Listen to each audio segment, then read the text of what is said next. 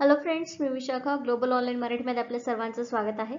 आजच्या सेशनमध्ये आपल्याला PhD एंट्रन्स टेस्ट पेट एक्झामसाठी रिसर्च मेथोलॉजीचा स्टडी करायचा आहे. MCQ थ्रू आपल्याला स्टडी करायचा आहे. आजच्या सेशनमध्ये आपण काही MCQज प्रॅक्टिस करणार आहोत, जसे की मागच्या 2 सेशनपासून आपण MCQ प्रॅक्टिस स्टार्ट केलेली आहे. सो थोडे दिवस आपण MCQ प्रॅक्टिस करूया आणि देन परत आपण थेअरीकडे एकदा रिव्हिजन, एक्झामची डेट आल्यानंतर रिव्हिजन सुद्धा करूया. So let's start with the session.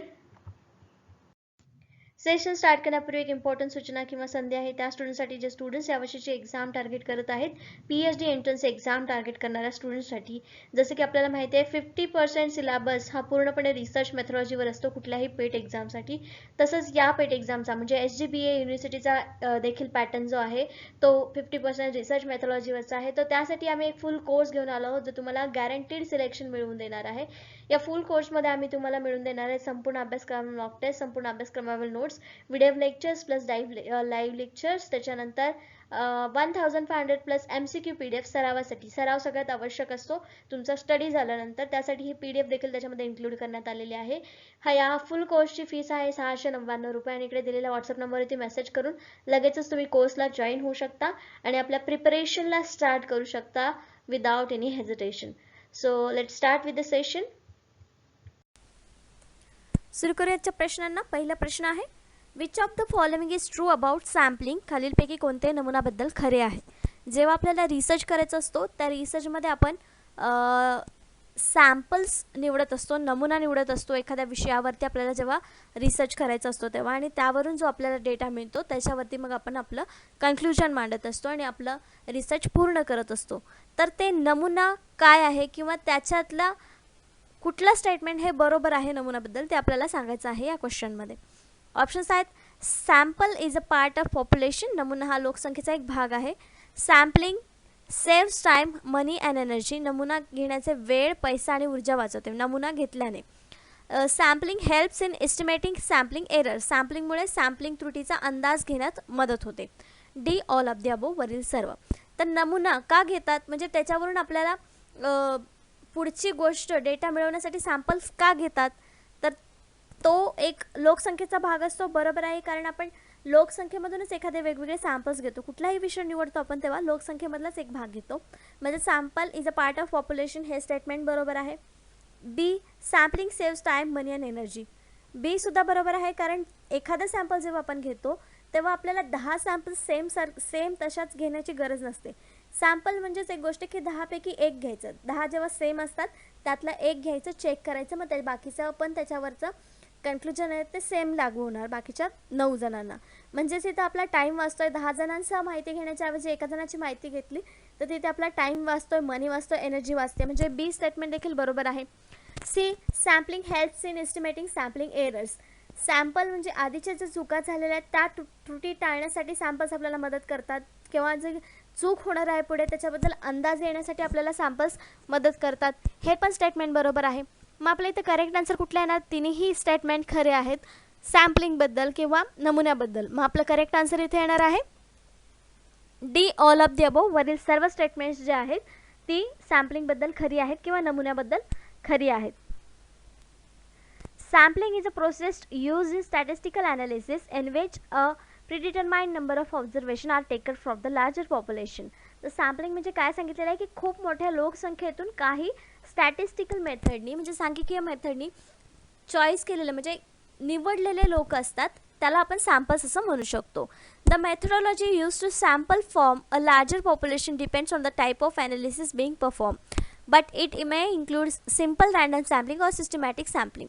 हां, सिम्पलचे वेगवेगळे टाईप्स आहेत, रँडम सॅम्पलिंग, सिस्टमॅटिक सॅम्पलिंग. काल पण आपण काही टाईप्स बघितले, क्लस्टर सॅम्पलिंग, कोटा सॅम्पलिंग, जे काही प्रकार आहेत सॅम्पलिंगच्या त्या प्रकारानुसार ते वेगवेगळे सॅम्पल्स आपण निवडत असतो. पण ते कशामधून निवडतो तर लार्जर नंबर ऑफ पॉप्युलेशन म्हणजे खूप मोठ्या लोकसंख्येतून हे सॅम्पल्स आपण निवडत असतो.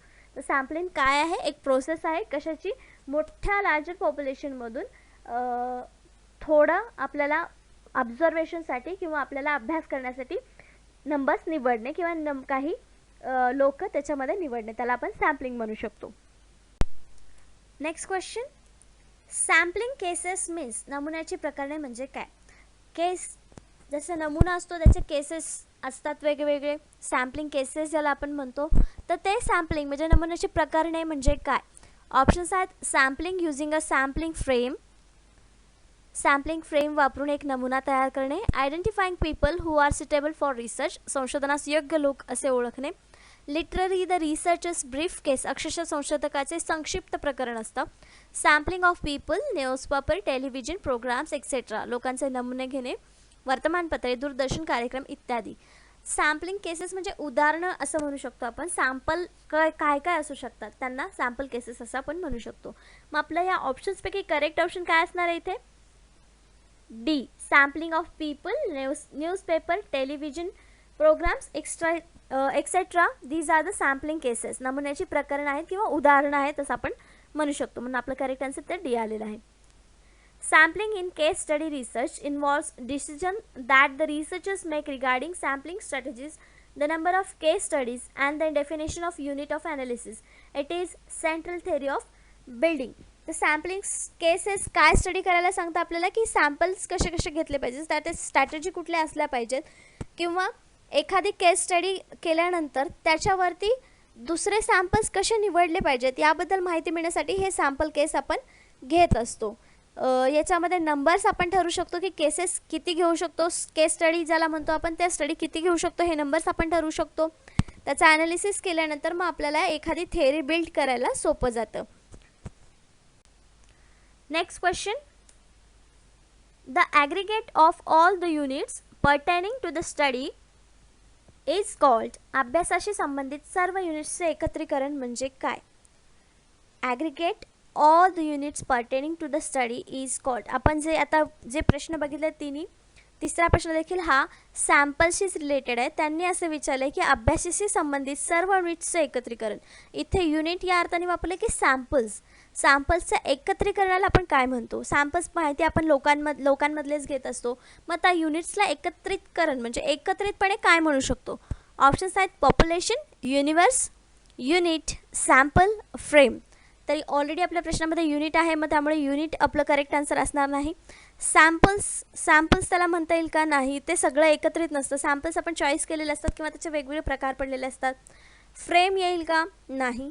मग आपलं करेक्ट आन्सर इथे काय असणार आहे, पॉप्युलेशन ऑर युनिवर्स. कारण ते सगळेच सॅम्पल्स त्याच्यामध्ये एकत्रित आहेत, सगळे युनिट्स त्याच्यामध्ये एकत्र आहेत, म्हणून ते एक पॉप्युलेशन ऑर युनिवर्स आहेत. पॉप्युलेशन म्हणजे काय, the aggregate of all units pertaining to the study असं देखील आपण म्हणू शकतो. रिलेटेड टू सॅम्पलिंग म्हणून याचं करेक्ट आन्सर आपला ए आलेला आहे. सॅम्पलिंगचे काही पॉईंट्स आहेत ते आपण बघूयात.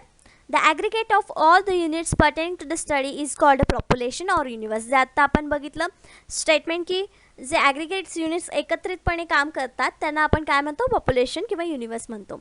अ member of a population is an element. जे पॉप्युलेशनचे मेंबर असतात त्याला आपण इलिमेंट म्हणतो किंवा युनिट म्हणू शकतो.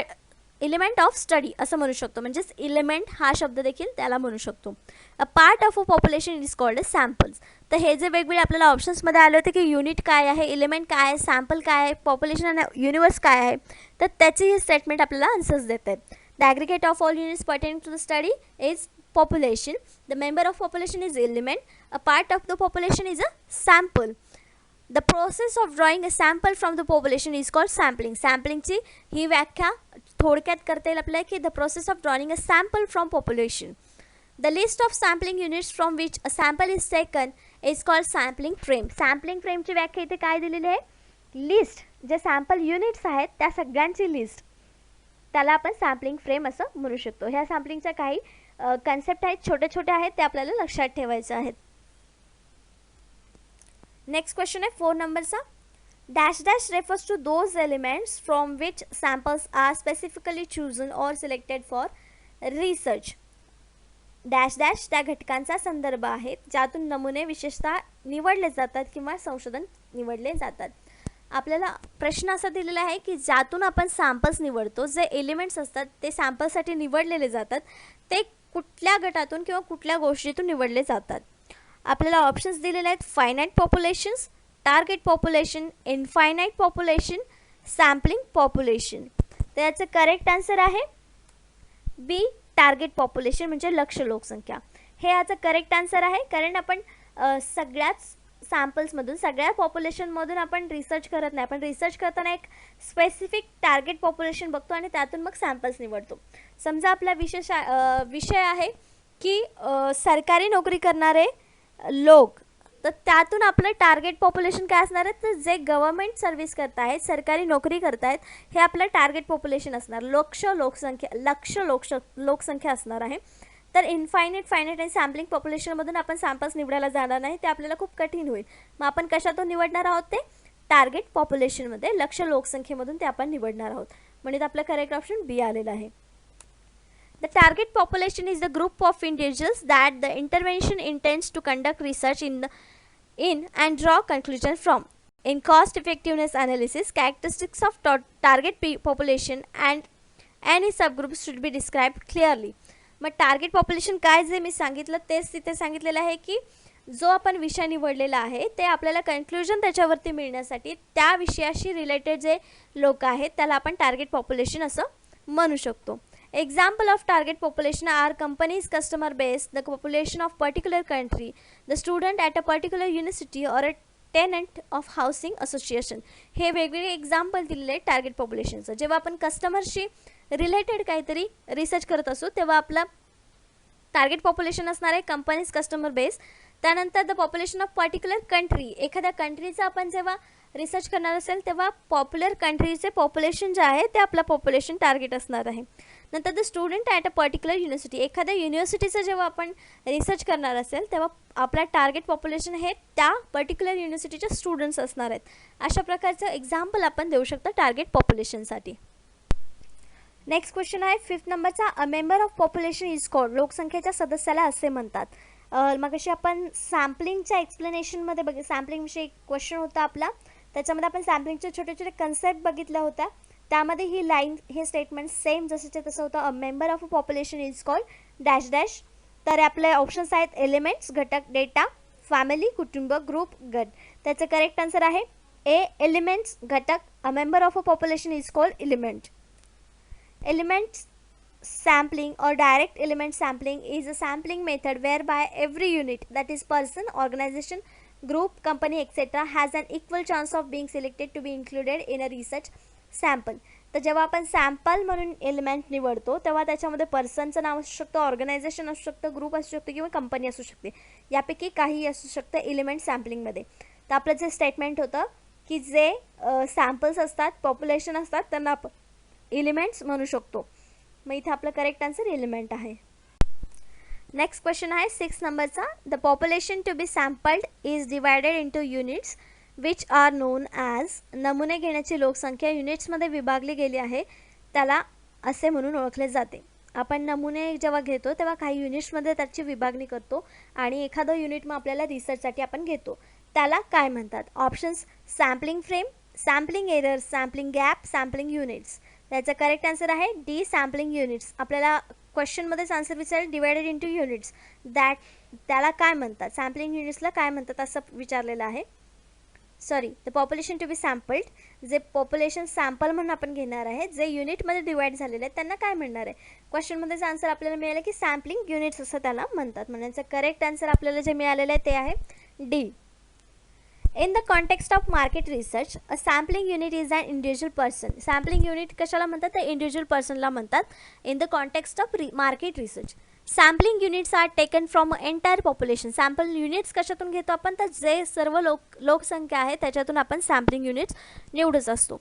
Such as a country, customer database or region and put into a smaller group to form a research sample. Research sample मिळवण्यासाठी आपण त्याचे वेगवेगळे विभाग करतो, डिव्हिजन करतो, सबग्रुप्स करतो आणि त्याला मग आपण सॅम्पलिंग युनिट्स असं म्हणतो.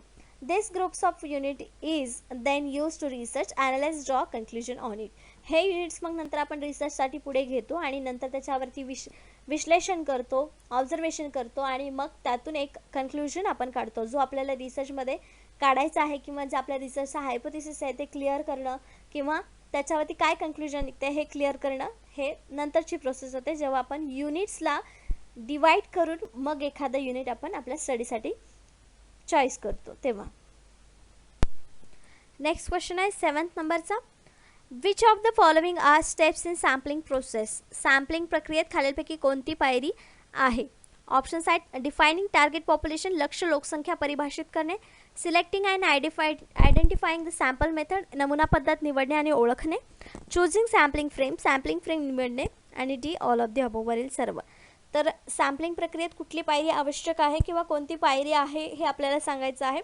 तर यामध्ये तिन्ही जे ऑप्शन्स आपल्याला दिलेले आहेत ए बी सी, ते तिन्ही ऑप्शन्स आपल्याला आवश्यक असतात सॅम्पलिंग निवडण्यासाठी किंवा सॅम्पलिंग प्रक्रियेमध्ये. मग इथं आपला करेक्ट आन्सर काय येणार आहे? D all of the above वरील सर्व या सॅम्पलिंगच्या पायऱ्या आहेत किंवा सॅम्पलिंग प्रोसेसच्या पायऱ्या आहेत. That is defining target population, कारण टार्गेट पॉप्युलेशन निवडल्यानंतरच आपण मग ॲनालिसिससाठी किंवा इन्फॉर्मेशन घेण्यासाठी त्यांना निवडू शकतो. त्याच्यानंतर आपण selecting and identifying sample method निवडणं ही तेवढंच गरजेचं असतं. कुठली मेथड निवडायची आहे ती ओळखणं, की कुठली सॅम्पल मेथड इथे योग्य असेल किंवा त्यातून आपल्याला योग्य कन्क्लुजन मिळेल ते पण तितकंच महत्त्वाचं असतं. म्हणून याचाही समावेश आपल्याला सॅम्पलिंग प्रक्रियेत करावा लागतो. आणि सॅम्पलिंग फ्रेम निवडणं हे तर सगळ्यात महत्त्वाचंच आहे. त्यामुळे ह्या तिन्ही ज्या स्टेटमेंट्स आहेत किंवा तिन्ही ज्या पायऱ्या आहेत त्या आवश्यक आहेत सॅम्पलिंग प्रक्रियेमध्ये. आपण बघूया स्टेप्स इन सॅम्पलिंग प्रोसेस, म्हणजे सॅम्पलिंग प्रोसेसच्या काय स्टेप आहेत, पायऱ्या आहेत ते थोडक्यात बघूया. डिफायनिंग द टार्गेट पॉप्युलेशन, सर्वात पहिले आपल्याला टार्गेट पॉप्युलेशन ठरवायचं आहे. आपला जो विषय आहे त्या विषयाला अनुसरून किंवा आपल्या विषयाशी सुसंगत असं पॉप्युलेशन आपल्याला निवडायचं आहे. जसं की आपण एक विषय निवडला आहे की आर्ट्स या फॅकल्टीमध्ये स्टडी करणारे स्टुडंट्स, तेव्हा मग आपण कुठले टार्गेट पॉप्युलेशन करतो, तर जे स्टुडंट्स आर्ट विषय घेऊन अभ्यास करत आहेत किंवा त्यांची डिग्री करत आहेत, तर ते आपलं टार्गेट पॉप्युलेशन असणार. नंतर स्पेसिफाईंग द सॅम्पलिंग फ्रेम, मग सॅम्पलिंग फ्रेम निवडावी लागेल की आपल्याला कोणत्या फ्रेममध्ये पॉप्युलेशनचं निवड करायची आहे. त्यानंतर स्पेसिफाईंग द सॅम्पलिंग युनिट्स, मग युनिट्स वेगळे करायचे आहेत आपल्याला. त्यामध्ये पण देखील आपल्याला जर आर्ट्समध्ये एखादा स्पेशल विषय घ्यायचा असेल आणि त्यातले मग स्टुडंट निवडायचे असेल तेव्हा आपल्याला ते युनिट्स बनवावे लागतील. कुठल्या विषयाचे आर्ट्स फॅकल्टीमधले स्टुडंट्स आहेत ते युनिट्स आपले तयार होतील. सिलेक्टिंग ऑफ सॅम्पल मेथड, मग मेथड आपल्याला कुठली यूज करायची आहे, त्याच्यामध्ये क्वेश्चनायर यूज करणार आहे की कशी इंटरव्ह्यू घेणार आहोत त्या स्टुडंट्सचा आपण, त्यातली एखादी मेथड आपल्याला निवडावी लागेल जेव्हा त्यांच्याकडून डेटा कलेक्ट करायचा असेल तेव्हा. मग डिटर्मिनेशन ऑफ सॅम्पल साईज, मग सॅम्पलची साईज किती घ्यायची आहेत, सगळ्या देशातल्या युनिव्हर्सिटीमधले स्टुडंट्स घेऊन चालणार आहे का आपल्याला? नाही. मग प्रत्येक स्टेटमधल्या एका युनिव्हर्सिटीचे स्टुडंट्स घेऊन चालेल का? तसंही करू शकतो. किंवा एकाच युनिव्हर्सिटीमधल्या प्रत्येक एक स्टुडंट घेतला तरी पण आपली प्रोसेस तिथे सॅम्पल साईज डिसाईड होऊ शकते. स्पेसिफाईंग द सॅम्पलिंग प्लॅन, मग सॅम्पलिंग प्लॅन काय आहे आपला, किती स्टुडंट आपण घेणार आहे, मग त्याच्यावरून आपला रिझल्ट कसा येणार आहे हे सगळं आपण प्लॅन करू शकतो. सॅम्पलिंग प्लॅन ज्याला आपण म्हणू शकतो.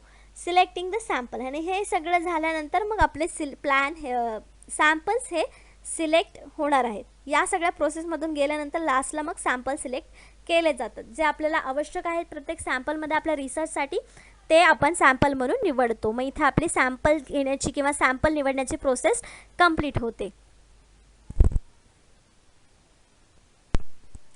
नेक्स्ट क्वेश्चन 8 नंबरचा, पॉप्युलेशन व्हॅल्यू इज कॉल्ड, लोकसंख्या मूल्याला असे म्हटले जाते. काय म्हटलं जातं? लोकसंख्येचे मूल्य जे असतं त्याला आपण काय म्हणतो? ऑप्शन्स आहेत पॅरामीटर, स्टॅटिस्टिक्स, व्हेरिएबल्स आणि डेटा. तर आपलं करेक्ट आन्सर इथे असणार आहे पॅरामीटर्स. पॅरामीटर्स हा एक वर्ड आहे जो कशाला बोललं जातं, पॉप्युलेशनची जी काय व्हॅल्यू आहे त्याला पॅरामीटर म्हटलं जातं. त्याच्यामध्ये पॉप्युलेशन व्हॅल्यू मोजली जाते असं आपण म्हणू शकतो. तर पॅरामीटर म्हणजे काय आपण बघूया. A parameter is a numerical quantity or attribute of population that is estimated using data collected from the population. तर हा न्यूमेरिकल क्वांटिटी असणारा म्हणजे सांख्यिकीय मोजमाप असलेला एक गोष्ट आहे जे आपण डेटा कलेक्ट करतो लोकसंख्येमधून, त्याच्यासाठी हे वापरला जातं parameter word. Parameter are to populations as a statistics are the samples, म्हणजे पॅरामीटर हे लोकसंख्येमध्ये जे स्टॅटिस्टिक्स सॅम्पल आपण गोळा करणार आहोत त्याच्यासाठी वापरले जातात. Parameters may also refers to the specific aspects of sampling distribution. याच्यामध्ये कशासाठी वापरलं जातं पॅरामीटर, की स्पेसिफिक सॅम्पलिंगचं डिस्ट्रीब्युशन करण्यासाठी किंवा जर टेस्ट आपण घेतो, स्टॅटिस्टिक्स टेस्ट म्हणतो आपण, Z test, F test, T test, या सगळ्या ज्या टेस्ट आहेत त्याच्यासाठी रेफरन्स देण्यासाठी किंवा त्या डिस्ट्रीब्युशन करण्यासाठी हे पॅरामीटर्स आपण वापरतो. For example, when estimating the mean weight loss for subscribers of a particular weight loss plan, जे पर्टिक्युलर वेट लॉस प्लॅन वापरत आहेत त्यांनी सबस्क्राईब केलेलं आहे त्या प्लॅनसाठी, त्या कॅटेगरीतले सगळे लोक, त्याला आपण पॅरामीटर म्हणू शकतो. म्हणजे आपण जनरली वापरतो वर्ड की हां या पॅरामीटरमध्ये बसणारे स्टुडंटच या एक्झामला बसू शकतात.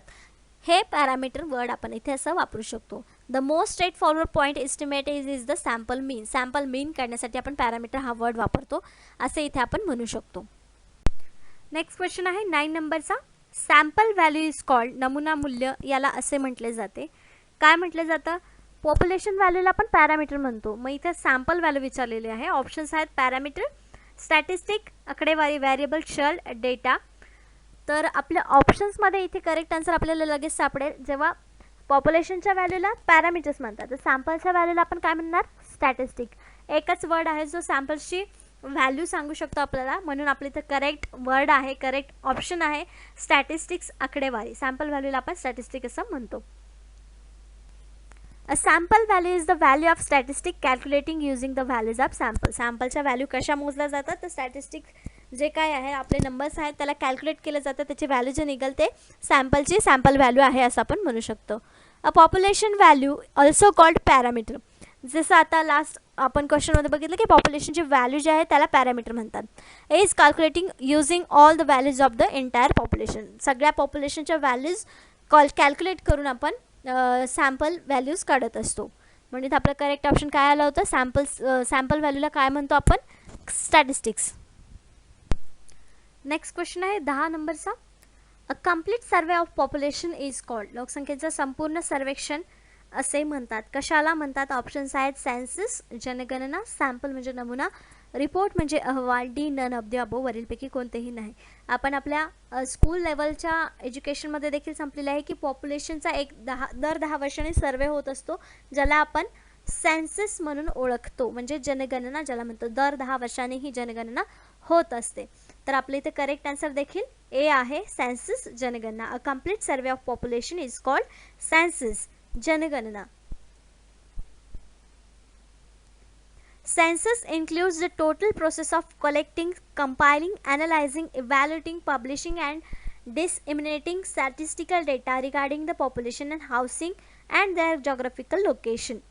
तर सेन्सस म्हणजे काय दिलेलं आहे की सगळंच लोकसंख्येविषयी माहिती गोळा करणं, ते जमा करणं, मग त्याचं विश्लेषण करणं, त्याला मूल्यांकन करणं, त्याला पब्लिश करणं, त्याच्यानंतर त्याचा स्टॅटिस्टिकल डेटा काय आहे, त्याच्यामध्ये वेगवेगळ्या गोष्टी म्हणजे ते राहणं त्यांचं कुठे आहे, त्यांच्या हाऊसिंगबद्दल माहिती, त्यांचं जॉग्राफिकल लोकेशन, ही सगळी माहिती सेन्ससमध्ये इन्क्लूड केलेली असते.